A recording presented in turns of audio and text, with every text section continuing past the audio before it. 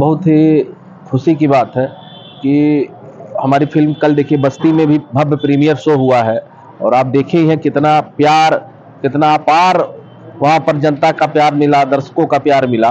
वो जबकि multiplex theatre थी बस्ती, और मल्टीप्लेक्स बस्ती में आज तक कभी भोजपुरी नहीं लगी और मेरे देखने के लिए लोगों का प्यार और भीड़ उमड़ा। और यहाँ फाजिल नगर, कुशीनगर में आप लोगों का प्यार मिला और आप लोगों ने एक बार कहा कि आपको आना है और मैं देखिए आया और प्यार आपके सामने ही दिखाई पड़ रहा है। और बहुत खुशी की बात है कि इसी बहाने हमको लोगों को मिलने का मौका भी मिला। और आने वाले दिनों में जैसे आज क्या है, स्तर गिरता जा रहा है कि थिएटर में लोग भीड़ नहीं पहुंच रही है, मैं उसके लिए लड़ाई लड़ रहा हूं कि लोग भीड़ पहुंचे वहां पर। और आज ये दिखाई पड़ रहा है कि धीरे धीरे लोग अब थिएटर की तरफ जाएंगे।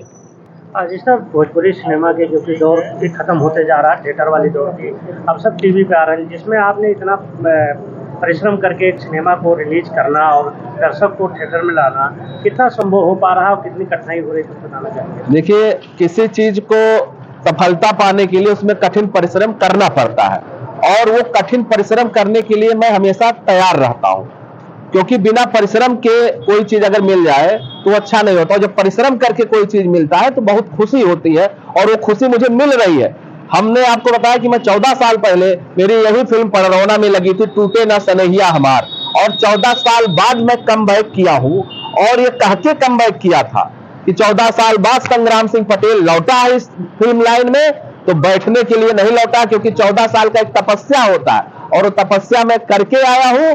और लगातार बैक टू बैक फिल्म, मोहे रंग दे प्यार के रंग सजना के बाद लगातार आप फिल्म मेरी देखेंगे और करीब 8 फिल्में लगातार मेरी आ रही।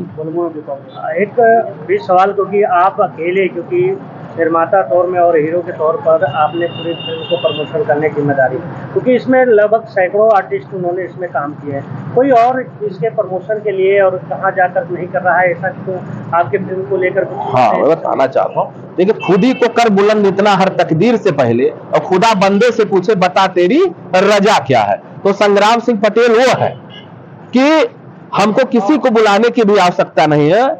प्रभु श्री राम ने अपनी ताकत स्वयं दिखाया जब समुद्र के सामने बैठे और 3 दिन, और समुद्र जब नहीं सोखने तैयार हुआ तो उन्होंने तीर धनुष भी उठाया। प्रभु कृष्ण जी थे, उन्होंने अपना चक्र सुदर्शन भी दिखाया। तो ये तो फिल्म लाइन है, इसमें अगर हम अपनी ताकत, हमको सिर्फ जनता जनार्दन का प्यार मिले, यही हमारे लिए काफी है और किसी की जरूरत नहीं। सिर्फ हमको जनता जनार्दन अपना प्यार दे।